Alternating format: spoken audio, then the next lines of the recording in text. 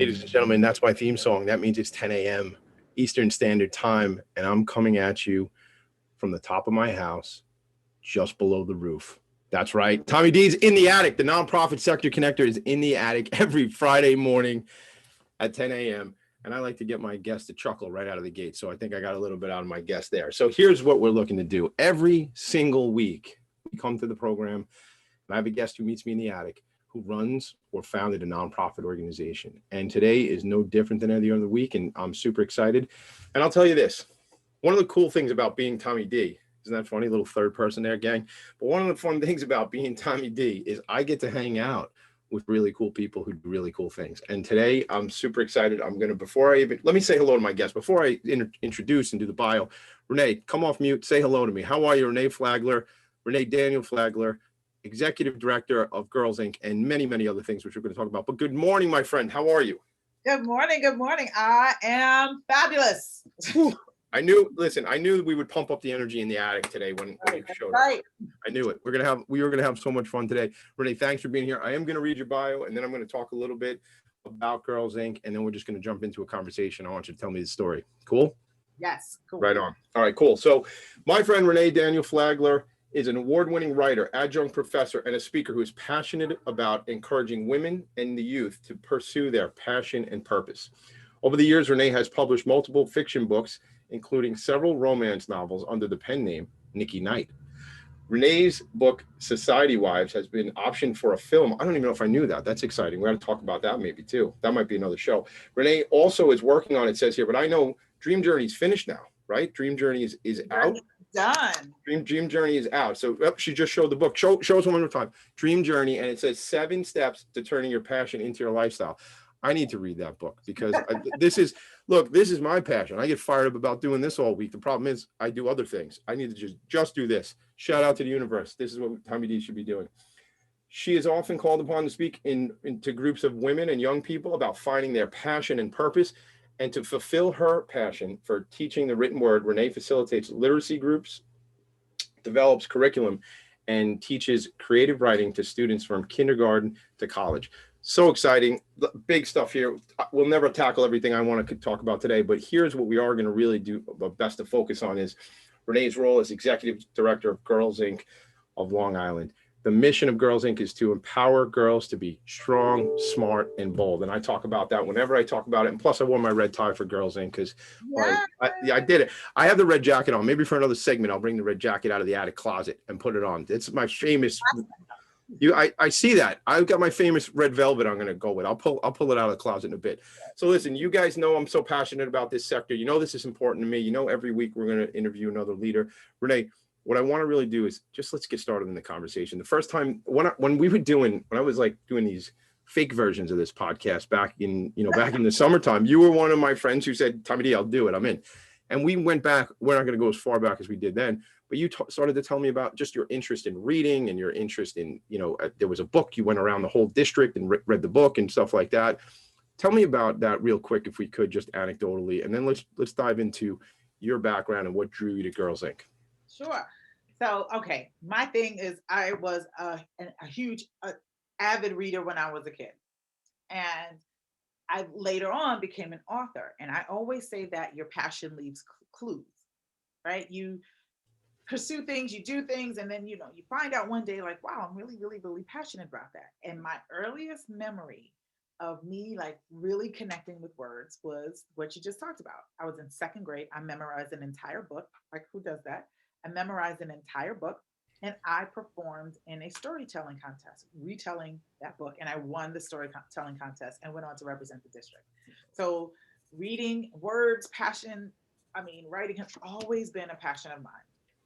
And I went through a transition, as we all do, right? In 2000, I would say early to mid 2000s. And that's when I discovered that writing just wasn't something I liked to do. It was therapeutic. I enjoyed it. I'd done it in college. I'd written like everything there was to write. I'm an award-winning journalist. I wrote books. I wrote screenplays. I just enjoyed writing. I went to school for communications and television. I took journalism, everything.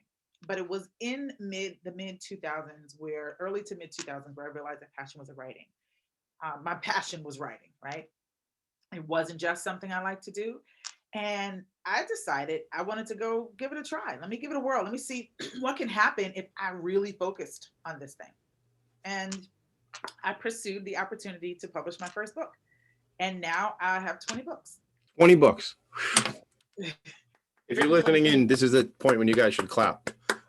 That's was. Don't you have that little button where you can hit the I don't have that. I have the you're on mute mug that my friend Shree Sharma gave I'm me. looking for that mug. I Yeah, need yeah, one yeah. of those. I have to talk to my friend Shree. She hooked me up. She got it for me on my birthday, sent it to my house, and it was so special. And there's not a meeting that it does not come to utilization That's exactly because what I do. I want to do. I want to go like it's this. funny.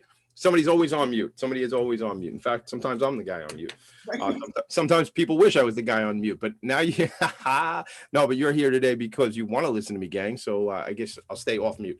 All right. So Renee, first of all, love that.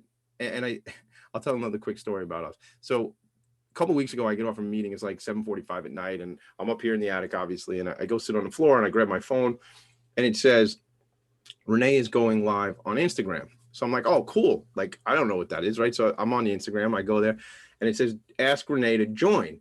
So I'm thinking it's like I'm asking like to come into the room and whatever. So I do, and then all of a sudden I'm on live Instagram with you, and I don't even know what we're going to talk about. Fortunately, I know how to dance pretty well, so we were able to get through a conversation around. I think it was around strategy and leadership and stuff like that.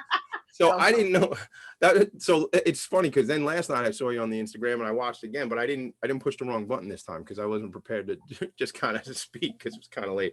But so let's talk about that passion, because I know that passion is what's going to lead into the conversation around Girls Inc. So talk to me about how does that passion drive into your commitment to young women, and really, how did you get to Girls Inc? Tell me that story.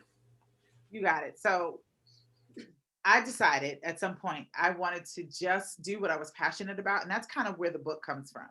I wanted to do work that I was really passionate about. And I wanted that to be like my primary source of income. I didn't want to like relegate my passion to a hobby here and there. I wanted to work in the things that I was passionate about. So when I started working, when I became an author, I would often be asked to go to events or especially to speak to young people, especially in Black and Brown communities, because they would say, our kids never met a Black author, never met an author that looked like them, and it would be great if you can come talk to them. That actually led to me doing writing sessions with young people in all kinds of environments. And one of the first ones that I did, I was contracted by the city of New York to work with a group of girls at this place called, I forgot exactly the name. I think it was a Victory House, but it was like a home for girls who were runaways or pregnant teens, a place where girls had just been kind of outcast. And I went there and I started working with these girls. The first couple of times I came in, it was kind of like, who is this lady and what does she want with us? But by the time we went through several weeks of journaling together, writing, me teaching them writing techniques and just sharing my love of words and stuff with them, by the time it was over, they didn't want me to leave and I didn't want them to leave. And through that, I discovered that I had a second passion. It was always very helpful, but my other passion was working with youth, especially youth, all youth, right? But especially youth that are often labeled as disadvantaged, which I hate that word, right? So we just need to give them advantages, opportunities. So, Okay. that became really, that touched me in a way. And I was like, I want to do more of this. So I want to do more of what I love. I want to be able to write, and I want to find a way to take that writing, like teaching and all of that stuff, everything that was surrounding the world of writing. And I want to use that with youth. I want to do it in a way that helps people and lifts people up. And that sparked the joy that I got from working with youth. And so I started the transition, ended up leaving the corporate world and going into, it took a little while, but going into the nonprofit world full time, where I would work with youth in all kinds of environments: New York City public school system, detention centers, drug treatment centers, group home environments, like everything. What you name it. I worked with children who were in the prison system to children on the Upper East Side who were going to writing camps and at Indian Head, and they would be canoeing at one point and sitting in a writing session at another point. And I said, this is it. I found my sweet spot in life. This is what I want to make a career out of. I had enough career, corporate background to figure things out. I was always very strategic, and I knew that strategy had always been a key to my success. So whether I was running a department or running a company, being strategic made it happen. So I was strategic, and I said, this is a life I want to create for myself. And that's how I got into nonprofit. So I've been working for several years in New York City with nonprofit organizations across New York City, as well as teaching writing as a writer in residence, and and some consulting work and everything else to kind of just fill the gaps, because now I'm pursuing my passion, so I'm not getting paid as much as I used to. Right. But then the opportunity came to work with Girls Inc. And I was like, this is really ideal. I love working with youth, and I especially love working with young girls because I can relate to them, on a whole different level. And with the work that I was doing before, I was kind of, I was maybe in Brooklyn one day and traveling from Long Island, and Brooklyn one day and Bronx the next day. I'd hit the A platform and I had to think, is it Wednesday or is it Tuesday? Because if depending on what day it was, it meant I was going on the A train in this direction or that direction. God forbid, I got on in the wrong direction on the wrong day. And then when the opportunity came to come to Girls Inc., it had everything that I was looking for. I was, running programming, I knew how to run programming. Developing curriculum, I knew how to develop curriculum. Working with young people, a mission of empowering and inspiring girls to be strong, smart, and bold. That's what I wanted to do. That's like my life's work. So it was a perfect opportunity. And literally, I went from applying for the job to being made an offer within 48 hours. Home run. Listen, when it's a dual right fit, that's the way it's supposed to go, right? You love them, they love you. Let's just do this thing, right? Yeah, it was amazing. And I consider it an honor and a privilege to be able to be the executive director of this organization because of the amazing work that is done. We're connected to an amazing network of Girls Inc. all across the country and in Canada.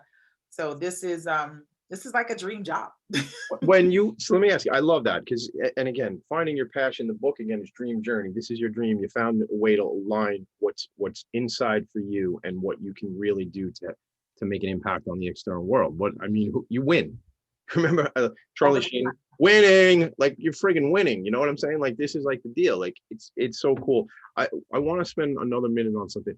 You didn't go to Girls Inc. as the ED, is that correct? I did not. Yeah, tell me about that. Girls Inc. as the program manager. Okay. And I had, and now mind you, my previous career had been marketing. I was, I had my eye on the C-suite. I wanted to be the chief marketing officer. I'd done marketing for large corporations, Verizon, all kinds of stuff. When I decided to shift, I knew that it was gonna, it wasn't about a title at that point. It was about doing work that I loved and that fed me. Right. So I came into Girls Inc. as a program manager and absolutely loved my work, working with the girls, managing all the programming, scheduling, the partnerships, all of that stuff. And my fearless leader that was part of the organization when I got there, Neil Alaka was the ED. She's now the CEO of American Red Cross Long Island. And when I was there for, I would say a little over 6 months, she came to me and she let me know that she had received an offer and that she would be leaving the organization, and asked, would I be interested in taking her position? Hold on. Don't tell me what you said. Let's keep everybody in suspense. Well, we'll keep them in suspense. We're going to take a 2-minute break. So look, and when we come back, we'll find out, did Renee take the executive director role? I don't know, folks. I introduced her that way, but we'll figure it out. It's your buddy. It's your buddy, Tommy D. One last question before we go to break. Renee, do you sing? A little bit. All right, because I have a theme song, and last week I had my friend Taina Santa from Nonprofit New York, and by the third segment, in the second segment, she said she wouldn't sing, and then we sung the theme song a little bit later on. So we'll see if I can get you to do it with me. All right, it's Tommy D coming at you from the attic. Renee Flagler, Girls Inc. of Long Island, my friend, my buddy, my pal. See you guys soon. Back in 2 minutes. You're listening to Talk Radio NYC at www.talkradio.nyc. Now broadcasting 24 hours a day.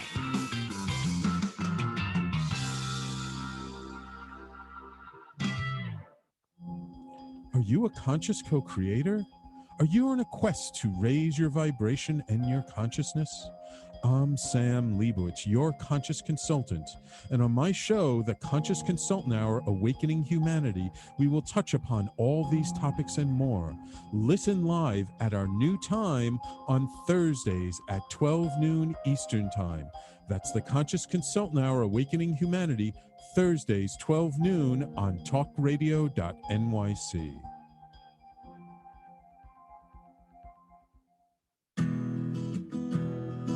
Are you interested in having a better relationship with yourself, others, and God? Greetings. I'm your host, Dr. George Andow, for the show A Journey Through into Awareness. On my show, we journey into the awareness that the mind of God is the true seat of our personal consciousness. We join together each Monday at 7 p.m., so tune in on Talk Radio NYC. Did you know that nearly 1 in 5 adults in the U.S. battles mental illness? Hi, my name is Albert Daba. I'm the host of the show Extra Innings. Extra Innings, I discuss the topics of wellness, mental health, and the experience of surviving multiple suicides within my family. Listen live every Monday at 6 p.m. Eastern to Extra Innings for discussions with sports figures, artists, mental health professionals, and many others. That's Monday at 6 p.m. Eastern on talkradio.nyc. Hi, I'm Graham Dobbin. Join me every Thursday evening for the Mind Behind Leadership here on talkradio.nyc. We speak to people from business, sport, military, and politics, all around what makes a great leader. The personal experiences of what's worked and, maybe more importantly, what hasn't worked. So that's 7 o'clock every Thursday evening, the Mind Behind Leadership here on talkradio.nyc. Listen to real stories of real leaders. You're listening to Talk Radio NYC. Uplift, educate, empower.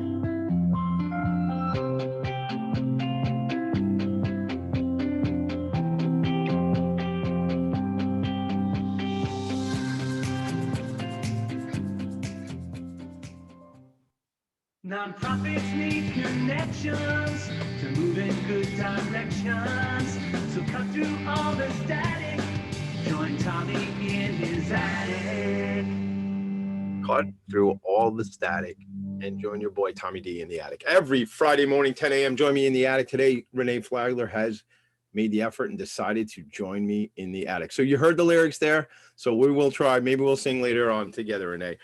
But it's nonprofits need connections to move in the right direction. So cut through all the static and join your boy in the attic. That's right. Tommy D every Friday morning. Renee, so did you take the ED job? We kept everybody in suspense. Guess what I did?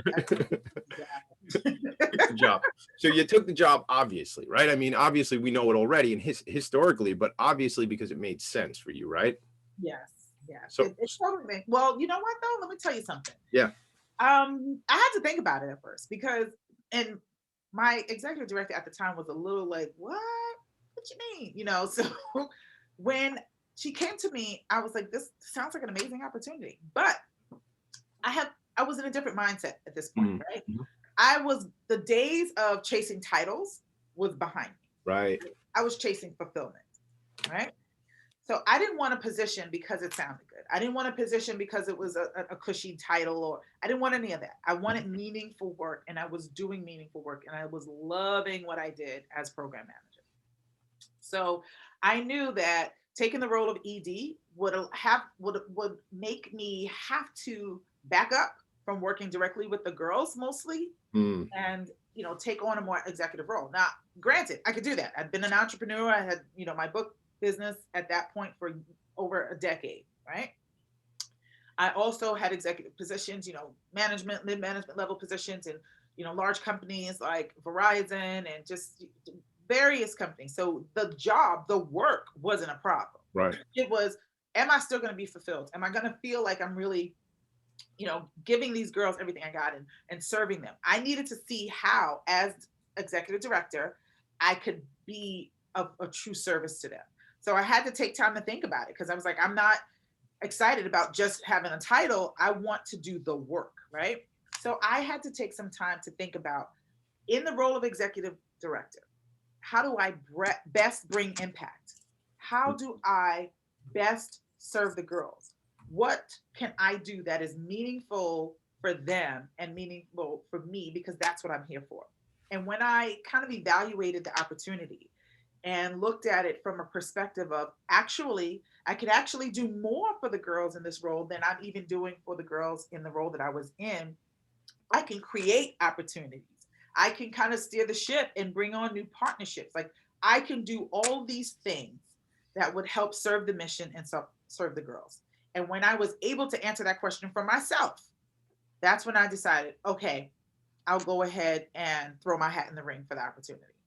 Meanwhile, Neil is kind of like, girl, like what's happening here? Like, Right. This is your gig. What are we doing here? Like, this is for you. What? Yeah. You don't want this? It took a couple of months for it to actually kind of fall into place, but it was in February of 2017 that I officially stepped into the role of executive director of Girls Inc. of Long Island, and I don't regret one second. I love every minute of it. This is a privilege. This job is a privilege to do. So, how much? First of all, incredibly inspiring, obviously, and to, it's funny. I mentioned a couple weeks ago. That I've only had one man on the program as a guest. It's been mostly women. And I guess it might just be a testament to nonprofit in the sector that there's many women leading organizations. Maybe that's part of it, or maybe it's just part of who I hang around with and who my friends are. I'm not real sure. I don't even know if we need to analyze it. But the point of it is just the fact that you're at the helm of this organization unto itself, I believe, is inspiring these young women. And I've met most of your team, and most of your team are, again, women, strong women in powerful positions that are making an impact. Isn't that inspiring? As a father of, yes, I have two sons, but I also have two daughters. And as a father of two daughters, it's when I first met you, I don't know if you may not remember, but we're at the Imagine Awards. This is before our firm, Vanguard Insurance Agency, which I've never mentioned on the show. That's what we do for Business Gang. But we're sitting beside each other. You and your crew and your board, I think, are sitting at one table, and we're like way in the back, Vanguard guys. And I got up and I saw you and your team you won the award that year. And I was like, I don't even really understand what you guys do, but Girls Inc., the whole thing, it makes sense to me. I got two daughters. I got to figure out what you guys are all about. And I was like, take a picture with me. And we took a picture, and which now, Tommy D. So but crying, we were crying. I looked horrible because I'll check out the picture. We didn't expect to win, and we were up against some amazing organizations. You always are, though. It's the Imagine Award. Shout out Ken Cerini, Long Island Imagine Awards, the committee, the whole thing.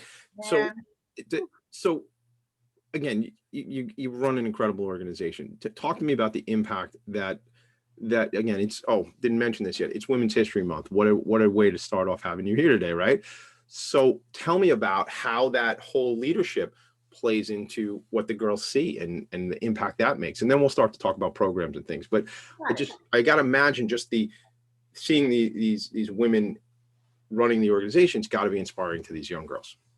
Absolutely. So leadership and showing girls what leadership looks like is extremely important. It's very important to help prepare them for a successful future, because whether you ever make it to CEO or ED, like my role, or whether you are, in a management executive level, whatever, you are the leader of your life. You have to make decisions all the time. Big decisions, small decisions, decisions that impact a little, decisions that impact a lot. And we actually nationally have recently done a study on how girls lead, and it revealed some really interesting information about how women are unique as leaders. So it's important for us to be able to take that information and share that with the girls, show them what leadership looks like, and show them their own inherent strength and how they can bring that to the table to lead people, friends, organizations, efforts, causes, advocacy, their own lives. So leadership and there's so many attributes of leadership that really comes from the person. They're natural. And if you know how to, I call them superpowers. And you think about, what is that show? Oh my God, I'm thinking the name of it is, we're the mutants. Come on, X-Men. Oh, Avengers or something like that. X-Men, yeah. So think about before they went to the school, right? They had these superpowers that they were wielding, and they didn't really know how to manage them. That's leadership. We have these inherent superpowers, and we have to be taught how to develop them so that we can use them for good, so that we can use them for impact. So that's kind of what we do with the girls, right? So we show them what they have inside of them. We show them, like, that's leadership, that right there. So people look at them sometimes, and if they have big personalities, they try to kind of like, calm down, little girl. But no. That's a huge attribute of leadership. So can we stay there for a second? Let's stay right on that point, because I think that's awesome there. So yeah, and I think that's like a societal thing, whether it's male or female, boys, girls, whatever. But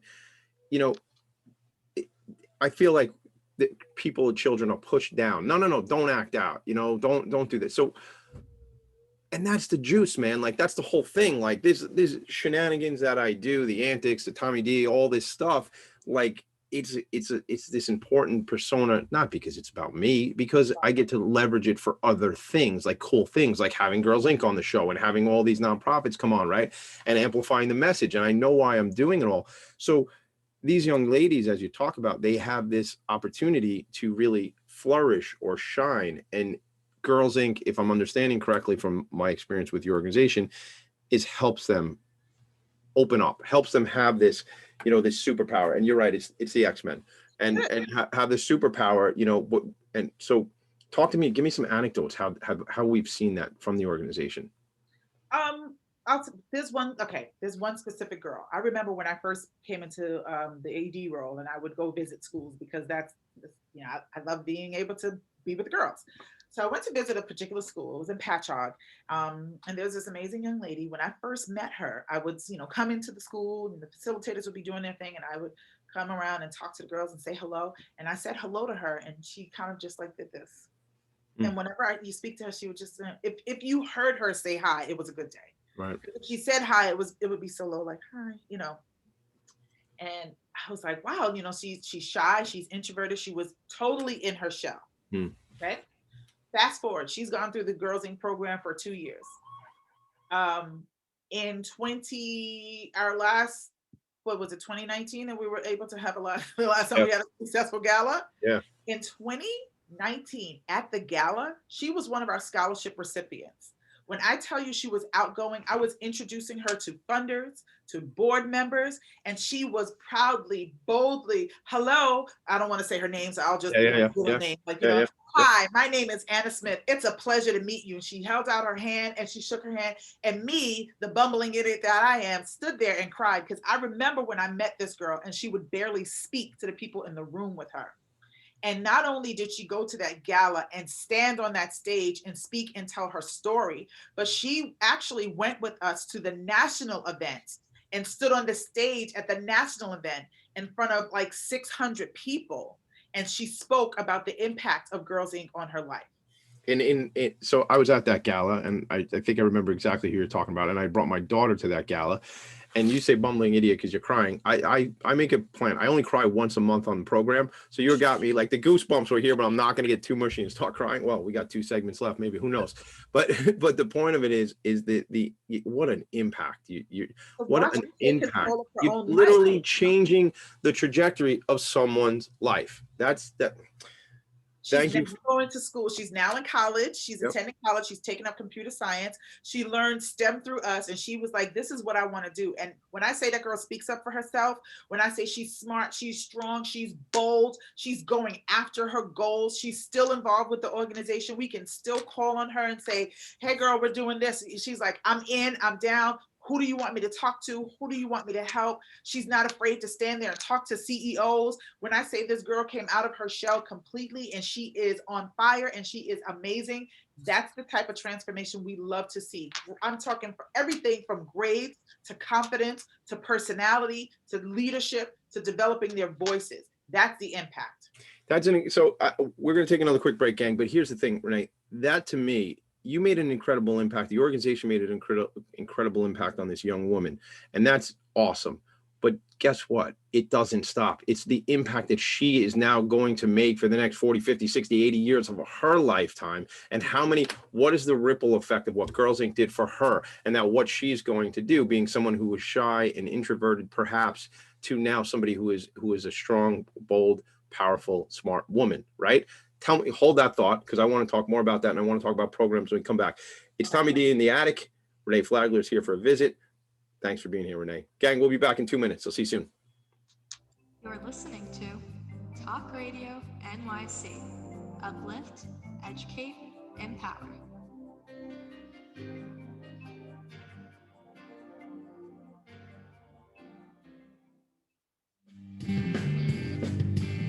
Hey everybody, it's Tommy D, the nonprofit sector connector, coming at you from my attic. Each week here on talkradio.nyc, I host the program Philanthropy and Focus. Nonprofits impact us each and every day, and it's my focus to help them amplify their message and tell their story. Listen each week at 10 a.m. Eastern Standard Time until 11 a.m. Eastern Standard Time, right here on talkradio.nyc. Are you a business owner? Do you want to be a business owner? Do you work with business owners? Hi, I'm Stephen Fry, your small and medium-sized business or SMB guy, and I'm the host of the new show, Always Friday. While I love to have fun on my show, we take those Friday feelings of freedom and clarity to discuss popular topics on the minds of SMBs today. Please join me and my various special guests on Friday at 11 a.m. on talkradio.nyc.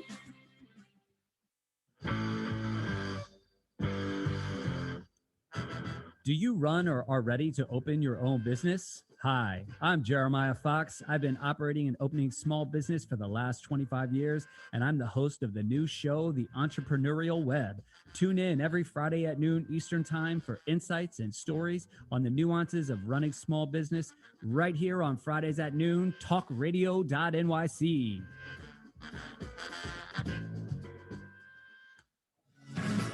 Hi, I am Joseph Franklin McElroy, host of the new podcast, Wise Content Creates Wealth. It airs on talkradio.nyc every Friday afternoon from 1 p.m. to 2. They say content is king. Well, wise content rules the world. Every episode features tools and tips for content marketing and business people telling the wise content stories of that success. Tune in every Friday from 1 p.m. to 2 on talkradio.nyc. You're listening to Talk Radio NYC at www.talkradio.nyc. Now broadcasting 24 hours a day.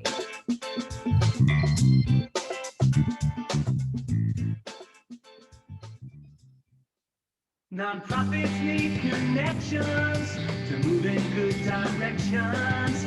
So cut through all the static. Join Tommy in his attic.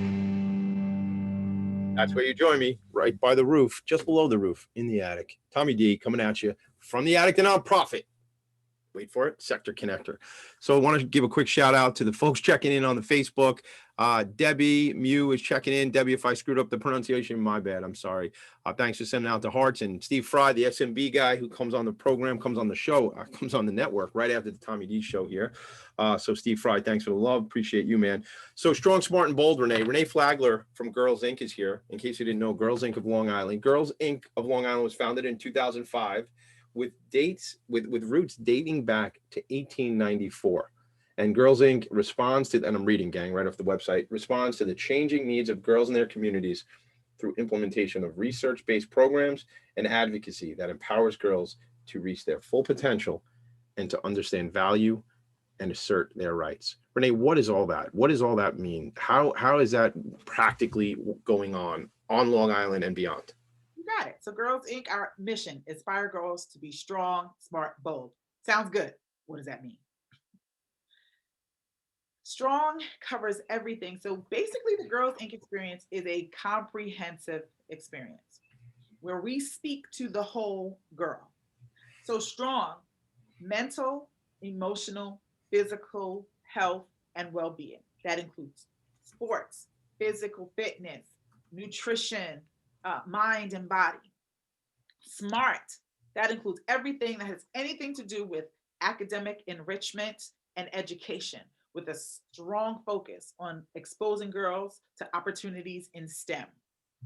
Bold, that covers all the life skills, financial, economic literacy, media literacy, dealing with cyberbullying, coping with life in different ways, leadership and community action, advocacy, teaching them how to advocate for themselves. So it's really important that we speak to the whole girl, because if you give someone the skills to do something and they don't have the belief that they can do it or the confidence to step up and walk in that, the skills won't serve them. So we speak to the whole girls. Growing up, girl, is hard. It always has been. And you know, with the world that we live in, there's a lot of gender disparities. There's a lot of gender inequities. So we prepare our girls to go out there and take their rightful place while teaching the skills that they need to be successful, while supporting them academically. So our curriculum is designed to do that, to take in the whole girl so that we can give them the tools that they need, the access and opportunity and exposure that they need, and to help them find their inherent strength and to find their voice so that they can be all that they can be. And we're giving them hard skills. We're giving them real skills, while at the same time creating a safe mentoring space where they feel comfortable in who they are. And we touch on those issues that maybe some people don't want. We're very unapologetic about meeting the needs of girls. There's nothing that we don't touch on, because sometimes the issues that people don't want to touch on are the most important issues impacting girls. You know, so we don't just do confidence, but we do confidence and we do skills. We have programs called the Confidence Project. We also touch on bullying and cyberbullying, which is ruining, you know, some of the just the confidence of our girls and their emotional well-being, leading to things like suicide. So we serve all girls, all girls. We also specifically target girls who are in communities that are under-resourced or low income, where we know that there is a wider gap for them to be able to reach success. And our goal is to close that gap. Our goal is to break barriers for all girls, to create opportunities, to open doors, and to equip them for what they need. So when they walk through those open doors, that they are able to be successful. Thank you for going into the letter there of really breaking this down, because I run around going strong, smart, and bold, like because it's important, but I've never heard it broken down into to that level. You know, the mental, the emotional, the physical, the well-being, the academic on the, you know, the STEM, which I want to talk to you about in a sec, but you know, and then the life skills on the bold side. I mean, you know, I have 2 daughters and they need to be connected to this program, you know, and my wife and I are both here raising them, but they need this stuff too. So I need to talk to you about getting them involved in some of these programs as well. But talk to me about STEM. I think, I mean, maybe it's obvious to some people, but why is that so important? You know, especially for an organization like yours who's working with young ladies. Well, statistics have shown us, and I'm not going to quote specific like this percent, but statistics has shown us that girls are not necessarily pursuing careers in STEM because they're not being encouraged to. So there is a gender gap when it comes to STEM opportunities in STEM fields, right? So it's a very male dominated industry. Mm-hmm. And that's because girls haven't traditionally been encouraged to pursue opportunities in STEM. And also, I should say STEAM because it includes the arts, right? Yep. So STEM, for those who may not be familiar with the term, is science, technology, engineering, and math. STEAM, science, technology, engineering, arts, and math, right? So there is a gender gap when it comes to the opportunities available in STEM, but there's also a talent and opportunity gap. So our goal is to help to fill that talent and opportunity gap that currently exists in the field of STEM, because the job market is growing and growing because everything is going towards STEM, right? So even if you go to the doctor or if you go to get surgery, these days, it's not necessarily just the doctor opening you up and doing things. They have to know coding to an extent. You know, they're operating on machinery. It's robotics, it's laser, it's all these things. So STEM has entered into every field. So let me ask you that, is it, so it's not lack of interest on the female's part, you know, women or young girls. It's lack of exposure is what I'm thinking of hearing. It's lack of cases, it's lack of exposure and lack of them being encouraged to go into certain fields, because we still have people out there who kind of direct girls based on what they believe is a field for girls. Well, you don't want to do that, or, you know, boys are better at that, you know, just things like that. That actually still happens. Yeah, no. Our job to let them know that this is available to you. And a lot of them have natural skills that would, you know, really help them be successful in those particular areas, but they're not always encouraged to pursue that. So we want to expose them to all the opportunities in STEM that are available to them, so that we spark that interest, that we let them know that this is something that's for them. This is something that they can go after. And we bring them through. We show them all the different ways, all the different opportunities, not just medical, but coding and robotics. We have partnerships with national laboratories like Brookhaven National Laboratories. Last year, a group of girls during the summer, they made in their homes virtually, we made sure they had all the supplies, and they made hot water heaters, solar hot water heaters right inside of their homes. You know, in those summer programs, we teach astrophysics, microbiology, DNA research, engineering for science, scientific computing, hard sciences. You know, I just want to say hello to my wife, because, you know, during the pandemic, she built a patio in our backyard, and she's into this stuff. She digs this whole thing, you know, and what it's inspiring me to do is get my daughters involved in some of the projects that she likes to do, which are, you know, technical type stuff. And she's out there with rulers and measuring and sand. I mean, it was like 3-4 days into the lockdown, and she calls Home Depot, and I can't believe I'm telling the story on the radio show. She had all this backyard patio tiles set up, and she built an entire patio, man, like by herself, like with some of the help from the kids. But like, you know, so just the point is, you know, it's not a gender thing, you know, it's not boys should do this, women should do that. We're talking about, you know, we all have the same brains, right? We can do, we have these interests in technical natures and things that, you know, back to your earlier point in an earlier segment about, you know, our superpowers and what we really dig and what we're into. And tell me, I want to talk programs. Like, I want to talk like specific, you go into the schools, like, give me kind of a broad brush about what you actually bring to these young ladies. You got it. So throughout the school year, we are able to bring various programs. We have so many different areas of curriculum that we work in. So in an average school year, when we're working with the girls, we will cover an array of things. So, you know, they'll get several weeks of STEM programming, and they can learn so many different things in those STEM programs. Things like, you know, girls have made candles. They understood like the technology behind that. They have literally created like friendly, you know, environmentally friendly cleansers. They've done work in coding and robotics. We take them on trips and you know, find out more about that. They've done work in energy. They also, media literacy is a huge part of what we do. It covers a lot of aspects of how to decode media messaging, because we get inundated by media. How to decode what? Say that again, Renee. How to decode media messaging. Because we're inundated by media messaging. And often the messaging that's coming across is not positive for girls, is not reinforcing for girls, is not good for girls. So we teach them how to decode media messaging, understand what's happening here. Am I trying to be influenced? Am I being informed? Is this news? Am I being educated? And not to just receive what comes, because if you're receiving messaging that always says that this is something that's perfect and what you aren't doesn't represent perfection, that's problematic. That leads to, you know, body image issues and all kinds of things like that. So we teach them, even in that course, we teach them like how to recreate their own positive media messaging, right? And we go into social media and the impact of social media, the positive impacts of social media, as well as the negative impacts of social media. You know, we'll go into nutrition program, right? Understanding how your body works and what's good for you and what's not good for you, and how to do everything in moderation. We've had sports programs. We do a lot of social emotional well-being, how to cope with, you know, being resilient and having grit and dealing with failure, and how failure is not all horrible, because failure teaches us lessons.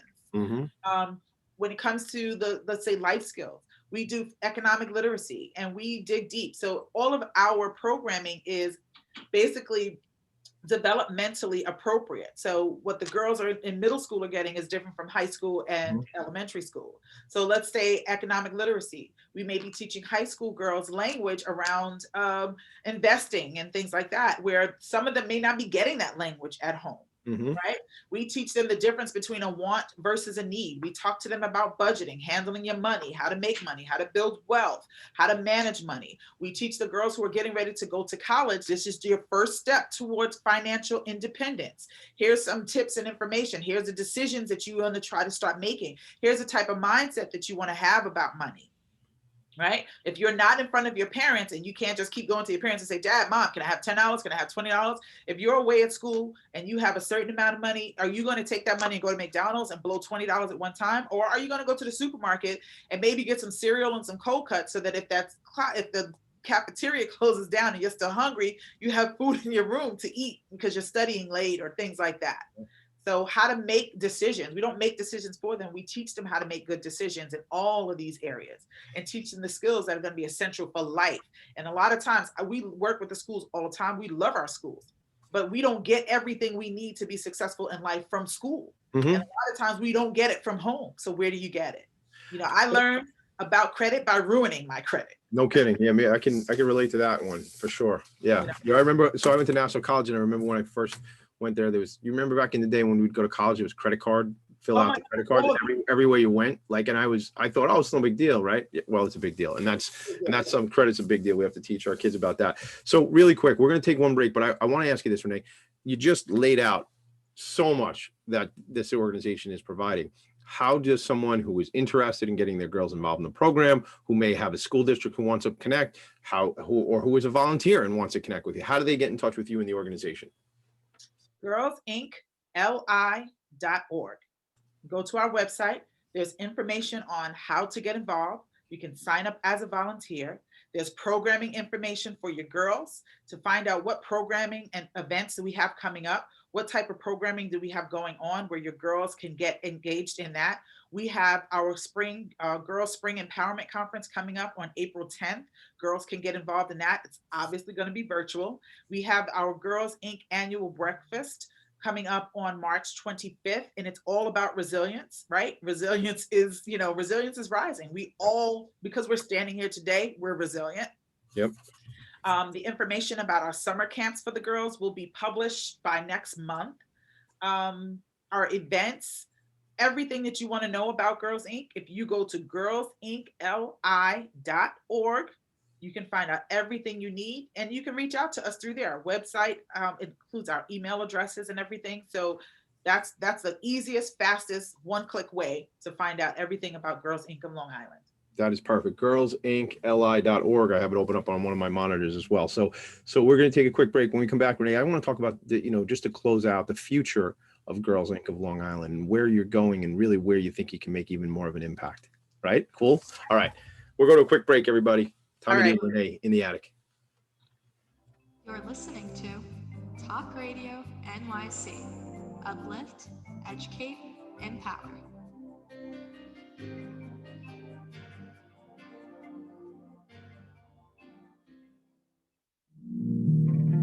Are you a small business trying to navigate the COVID-19 related employment laws? Hello, I'm Eric Sauver, employment law, business law attorney, and host of the new radio show, Employment Law Today. On my show, we'll have guests to discuss the common employment law challenges business owners are facing during these trying times. Tune in on Tuesday evenings from 5 p.m. to 6 p.m. Eastern Time on talkradio.nyc.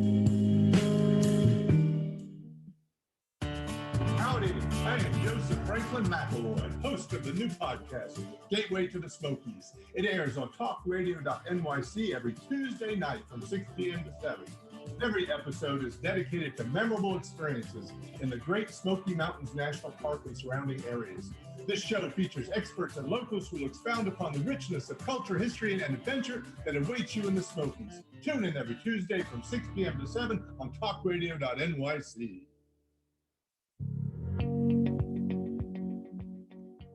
Do you love or are you intrigued about New York City and its neighborhoods? I'm Jeff Goodman, host of Rediscovering New York, a weekly show that showcases New York's history and its extraordinary neighborhoods. Every Tuesday live at 7 p.m., we focus on a particular neighborhood and explore its history, its vibe, its feel, and its energy. Tune in live every Tuesday at 7 p.m. on talkradio.nyc. You're listening to Talk Radio NYC at www.talkradio.nyc. Now broadcasting 24 hours a day.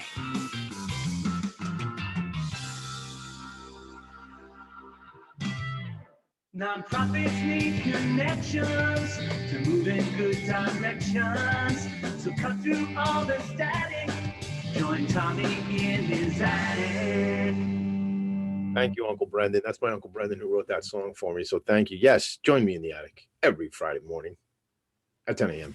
Eastern Standard Time. Renee's joined me in the attic today, and we're about to bring our conversation to a close. But before we do that, I just to remind you all, I have Renee Daniel Flagler, award-winning author, leader, keynote speaker, executive director of nonprofit called Girls Inc. of Long Island.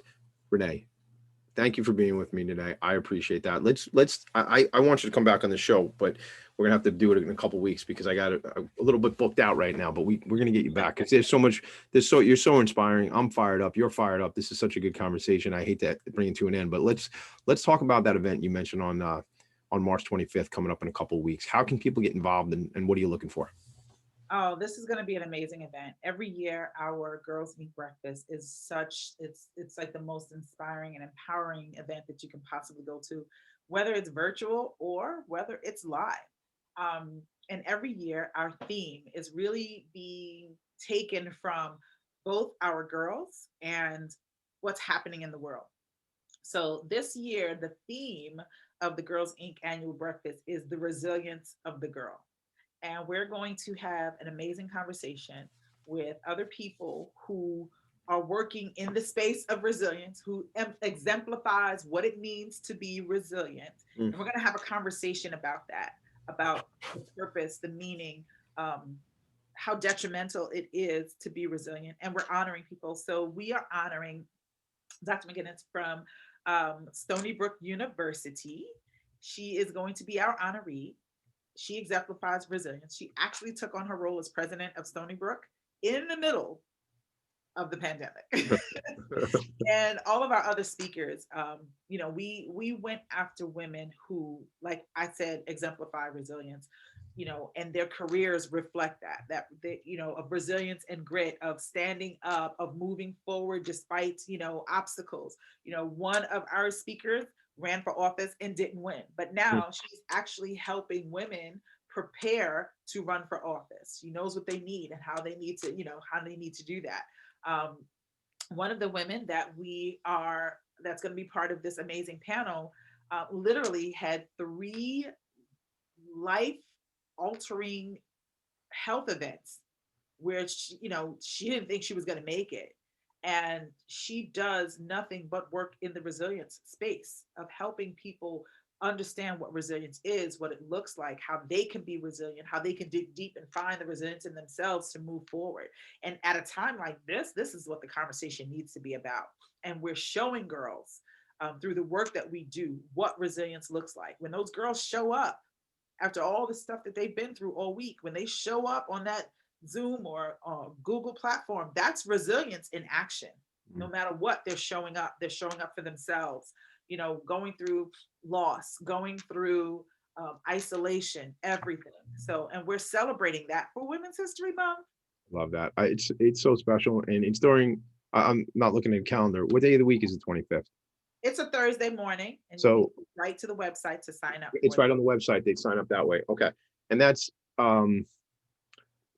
incredibly inspiring. And I'm always fired up whenever I see. That's why, like I told the story at the beginning, you popped up on my Instagram and I sat on the floor and I was like, I got to connect with Renee, see what's going on. And you get me fired up, and I appreciate being here today. It's I do too. Yeah, it's an incredible impact that you and this organization is making. Give us some final thoughts that you want to share with girls who may not know Girls Inc. or families who have daughters and anybody out there, really, for that matter. Something inspirational, because I know you get fired up about that. Talk about passion, if you would.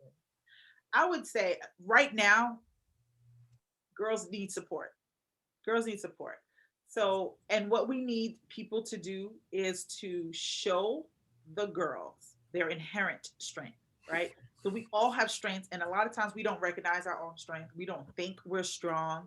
We don't believe we're strong. So if you have girls in your life, let them know how strong they are. And don't just stop and say you're strong. Show them some of the things that they've done and say, because of this is how I know that you're strong, because they need that. Because the world is constantly telling us that we're not strong, that we can't handle things, that we're not made for things. We shouldn't be in certain positions. We shouldn't have certain opportunities. We shouldn't have certain desires. We shouldn't want certain things. And this is 2021, and it is still happening. Me, as a Black woman, can walk into a room and instantly feel in a certain room like you don't belong here, and automatically the assumption is not that I'm the leader. even though I am. Mm-hmm. So this is still happening, and our girls are still receiving these messages. So we need to let our girls know who they really are and not what society is trying to tell them that they are. Leave it right there. Renee, thank you for being here. I appreciate you. I appreciate your friendship. I appreciate your leadership. Not right back at you. Not just of the organization, but your leadership on Long Island amongst the nonprofit community. We do a lot of stuff together, and I appreciate you being a part of that. Thank you for being here. I'm going to bring the show to a close, everybody. It's Tommy D coming at you. You know where. Top of the house, the attic, the whole thing. I'm here all the time. It's the only place I am. I'm in the attic. It gets cold up here sometimes, so I put the velvet jacket on in honor of the red Girls Inc. logo and everything. So here's what I want you to do. If you want to connect with me, the Instagram is tommyd.nyc. The email is tommyd@philanthropyandfocus.com. It's Focus is spelled Phocus. Renee, back to you. One quick thing I want to ask you. I just remembered. So tommyd@philanthropyandfocus.com. Renee, what's the Girls Inc. social media stuff? How do they track you down?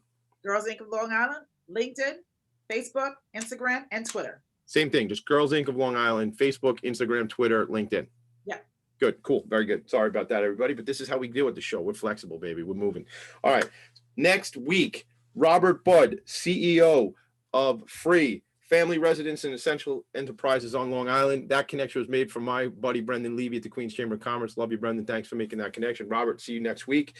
Told you where you can get me.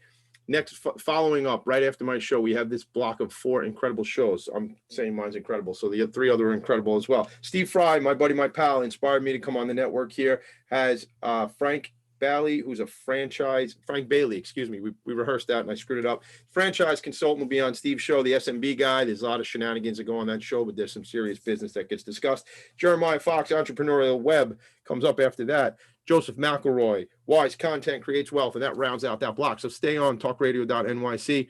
Shout out to my friend Emily on the other side of the glass making this thing happen. Renee, I'll see you soon. Thanks for coming to the attic. See you guys. Bye. Nonprofits need connections to move in good directions. So cut through all the static. Join Tommy in his attic.